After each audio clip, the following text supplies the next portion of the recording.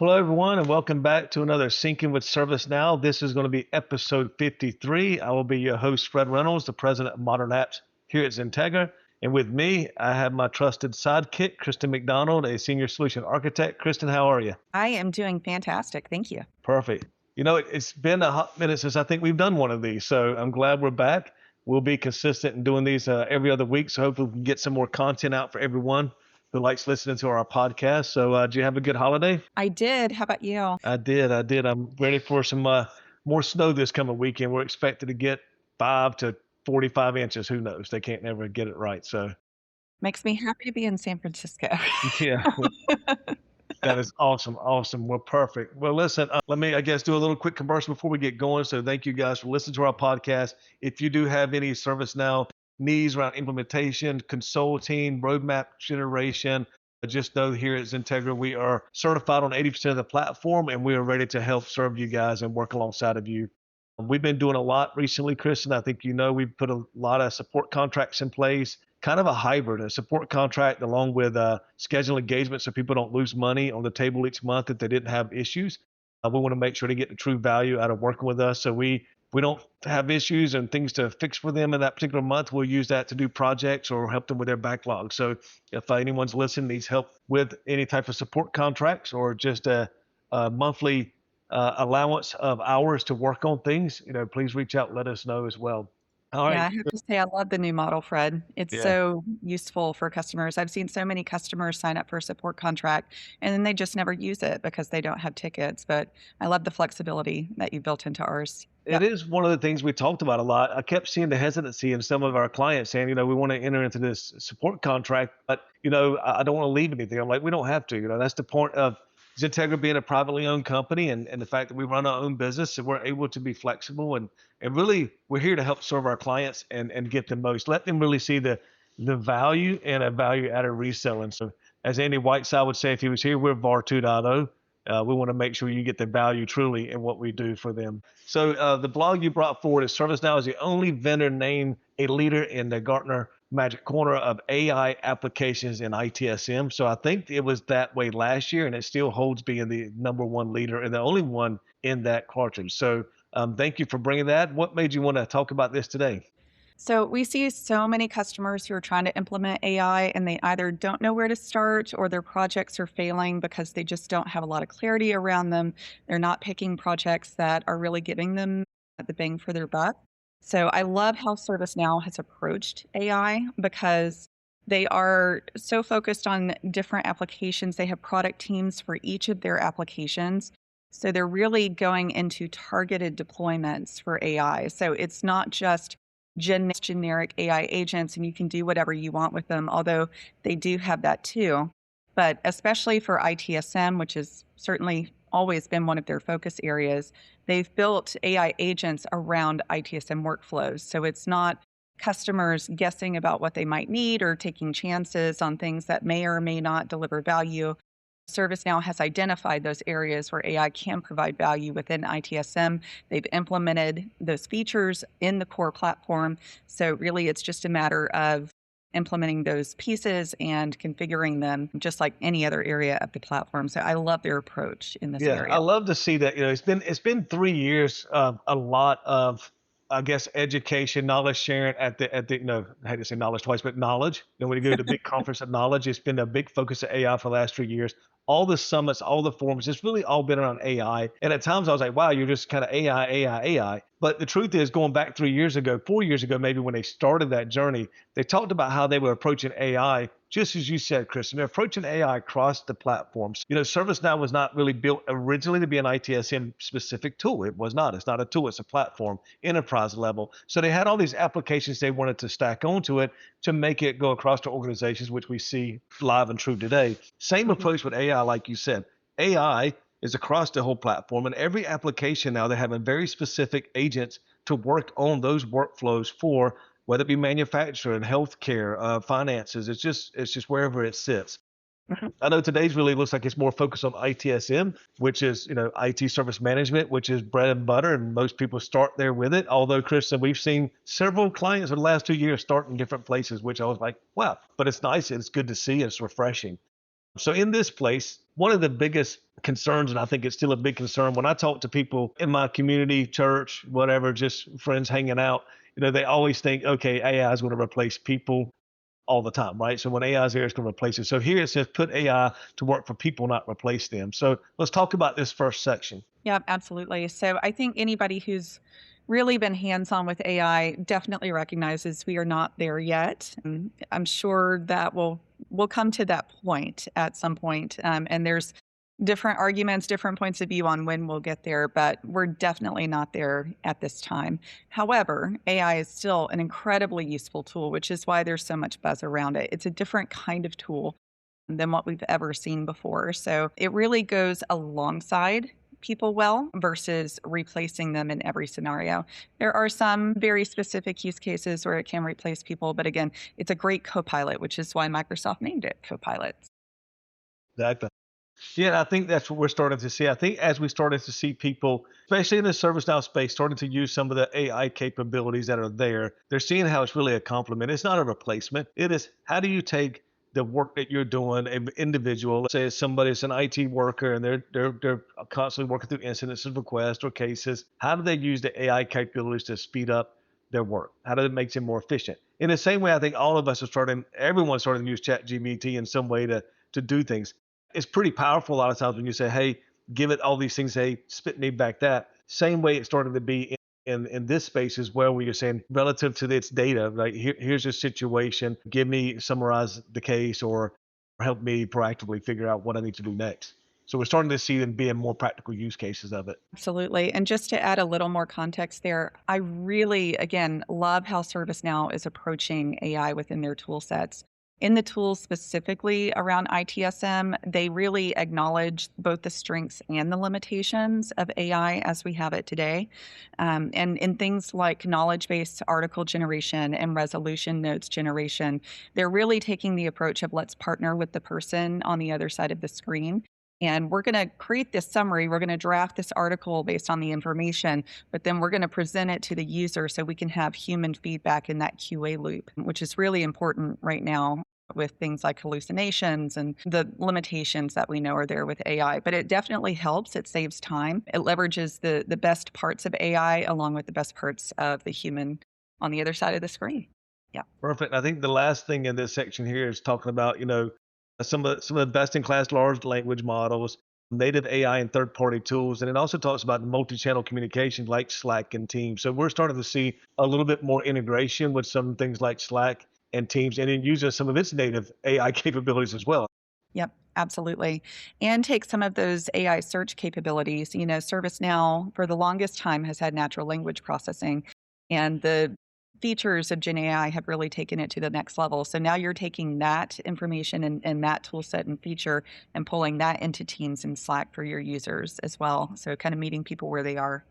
Yep. Yeah, it's definitely, you look at the new wave of how we do work. It's so different from years ago. It seems archaic now, looking back at seeing how we used to do some of the work. It was so longhand, so much typing, so much documentation, and now it's almost like you can have that kind of fed to you and you cut and paste and you kind of get done with it. So it's really cool to see it come to life. Kristen, as we move to this section, out in the age of AI. So let's talk a little bit about this section. Yeah, absolutely. So this one really talks about the different roles within an organization and how AI can be leveraged for each of those roles. So you've got executives and board members who have that higher level view. They're really looking at analytics and AI finding patterns and reporting that up to them so that they can make informed decisions. So that's AI use cases that are really focused around that executive and managerial level. And then you get into the teams as a whole who are looking for collaboration and automation, leveraging things like AI agents to take some of the workload off of the teams, help with things like triaging so that you're making sure things are getting routed to the appropriate team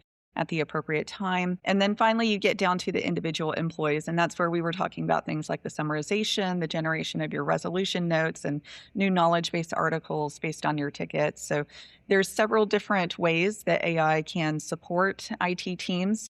Really is aimed at those different roles and their visibility and their individual needs as a team. So I think with all of this, we're seeing the progression and things kind of starting to build on top of each other. So kind of starting bottom up. And I've seen how this helps employees. I've seen how it's helping IT teams. What I haven't personally seen yet, maybe you have it to speak to, is like I haven't seen the executive and the board members. I haven't seen the AI use of taking a lot of this information and rolling it up. Have you started to see that use cases around that? I've seen some of it. I think the boots on the ground is really the first place where people go look for AI features because that's where you get the biggest ROI with things like automation and helping employees do their jobs more efficiently. But I think we're definitely starting to see some of that bubble up. AI is fantastic at identifying patterns, so it really can be a useful tool for executives in making those decisions. Yeah. And one of the quotes is here is ServiceNow IT service management is very advanced in AI feature which helps us intelligently resolve IT issues. And I think we have certainly talked a lot throughout our podcast and webinars and other things we've done, Kristen, about, really when you build the foundation of ServiceNow with a CMDB, when you start with service mapping, when you start building it together, how you start getting to a place where you're starting to be more proactive and preventative. Now with AI, I think it's taken it to a different level because it can compute so fast, absorb all this information. So again, intelligently resolving IT issues, I think, are you starting to see more of that through the use of AI? Absolutely. And again, ServiceNow really has taken the approach of we know IT, we know what our customers need, we're in communication with our customers, so we're going to just bake it into the platform. So, event management is one area where, I mean, you and I know the volumes of data coming in through event management can be insane and overwhelming for teams for sure. So, yeah, with AI's pattern recognition and the ability to correlate data, it's a great use case and it's something that ServiceNow has definitely baked into the platform. Yeah, I think thinking about the past and where we used to be and what we did, and obviously we're not at that company anymore doing that. But I mean, I'll tell you, I would be drooling just the fact to get some of this working because of how much we had to deal with. The thing is, I think the same challenge would exist today as it existed back then when we tried to do some things like spending extra money on getting the CMDB and the foundation correct, or trying to Mhm. talk to C levels about the impacts and the benefit of doing service mapping, right? Those are things you don't see all the time. I think this goes down the same lines because how would you convince your C levels that hey, we really need to use the Pro Plus packages and use the AI capabilities, and at the Mhm. same time, it's not going to be out of the box. You have to teach it some of the things you need it to know what to do. But the cost benefits, especially for what we used to do, I mean, we had gigabytes of data to try to screen scrape and do things with, and a lot of it was a very long process through RPA and stuff. This right here, I think would make it so quick and show the ROI fairly quickly. So, any thoughts around that? Yeah, absolutely. So it certainly can help with that and increase efficiency, reduce the volumes coming in with the correlations and whatnot. But also, when you're in an environment where uptime is important, where you've got risk factors if you're down, could be in a healthcare environment, could be in a high security environment, or where you're supporting external customers. That uptime is incredibly valuable. So, ServiceNow has actually implemented predictive features in their AI ops tools where it can actually go out and say, okay, every time the server CPU utilization goes above this point, we get an outage. So, let's go ahead and be proactive with that, right? And I know a lot of monitoring tools have implemented some of those features as well. So, there are more predictive things that we can do today that, again, are just baked out of the box now. Yep. That's so important, especially with everything that we use and deliver these days is all based on this being uptime. Yep. So that's really Absolutely. important. Okay, so let's go to the next section. Agentic AI turns complexity into simplicity. Mhm. Yep, absolutely. So everybody is talking about agentic AI, and it's a pretty powerful tool set. ServiceNow does have the ability to create AI agents. We've supported some customers in creating their own AI agents. But actually, what we're finding with a lot of customers is that the AI agents that ServiceNow has already built are doing a lot of the things they already want. So that is, again, I love their approach to this because they are IT experts and they're taking that expertise and they're really leveraging it in the AI space. So customers don't have to go build all of these crazy AI agents. ServiceNow is handling that for them. Yeah. And that makes speed the deployment so much quicker. It means that when I say out of the box, and there's some things you have to teach. I mean, for the basics, blocking the talent, telling them what people need. I almost look back to just when you go and implement ServiceNow ITSM, and there's ticket, there's incident and problem and change, and people don't always go out the gate with all of those. They kind of start incident and then implement change. I think it's the same thing here. They have to start understanding where are the biggest pain points, where do they need that automation, where do they need some of that speed and agility, and then start introducing those agents in that way. And today, after 3, 4 years of them really working on that, like you said, they're tacking on more and more of those agents. So really it's pick and choose which ones you want to do and get it implemented and out quickly. Absolutely. And one other thing I really love is that our customers who've been on ServiceNow for some time, they've taken the time to build up their knowledge base. They've got their incidents and problems, and they seem to be established in the platform, and it's been there for several years. Now AI is just layering on top of that. If you buy an external chatbot, you have to go train it, you have to build the database systems behind it, the RAG-based systems behind it. But with ServiceNow, the data's there, and they've already linked it into the search features, to the knowledge capabilities, to the workspace views. So you don't have to do all of that under the scenes building to get your chatbot working correctly, because you've already got the data there. It's been there. You've got your history built up, and you're just turning on those AI features.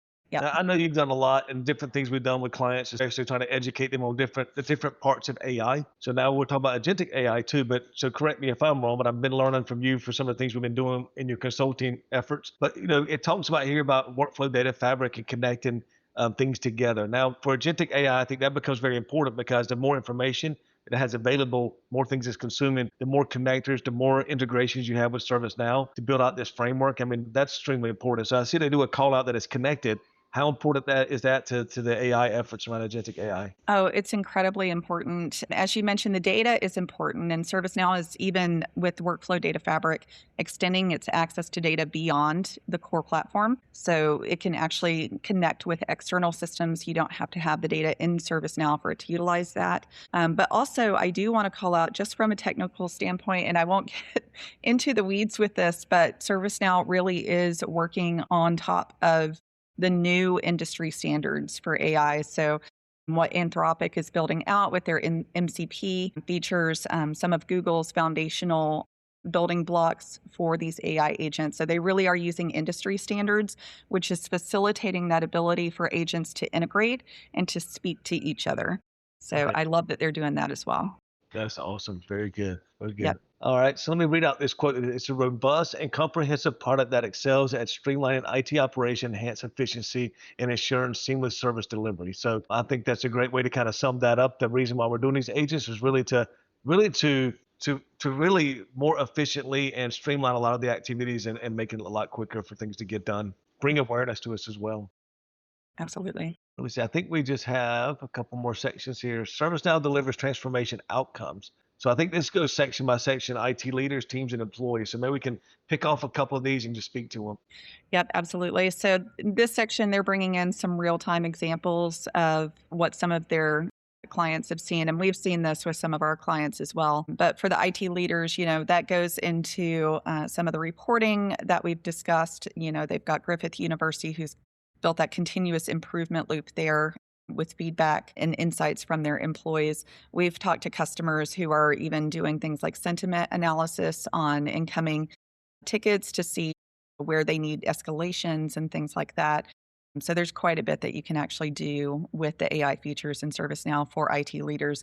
I'm really excited about reporting. I don't think, as you mentioned, I don't think we've seen as much of the reporting and pattern recognition that it's capable of, but I'm really excited to see some of that coming. Yeah, me too. Glad to see that. Absolutely. And then, of course, we get to the IT teams. So we've got customers like the city of Raleigh, that's local to you there. It is. Absolutely. And they're using things like summarization, the resolution notes, the knowledge base generation. What I love about that, these are tools that you really just have to turn them on.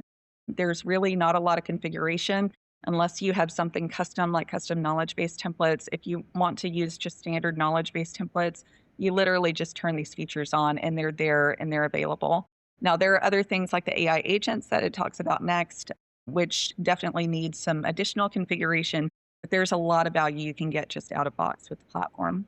Yeah. And I'll tell you, Kristen, like the city of Raleigh, Mhm. I know they've been using ServiceNow for a long time. I actually met them at a couple of the summits that were here locally, but I've also used their portal. So that's the funny thing is I see that. So I've used the portal. They use the portal for many things across the city, from permitting to water issues, anything like that. So if you look at the volume at which they're dealing with, it's pretty incredible. So I mean, for them to be able to use tools like this to actually do case summarizations, I mean, this has got to save them a lot of time because the city funded city workers. So I know their time is not on their side. So I think it's really neat to see that. And for a use case to think about. Because I was thinking, when I think a lot about ServiceNow and using that, I mean, I come back from the enterprise and large enterprise companies, so I think about just the monitoring the things we did.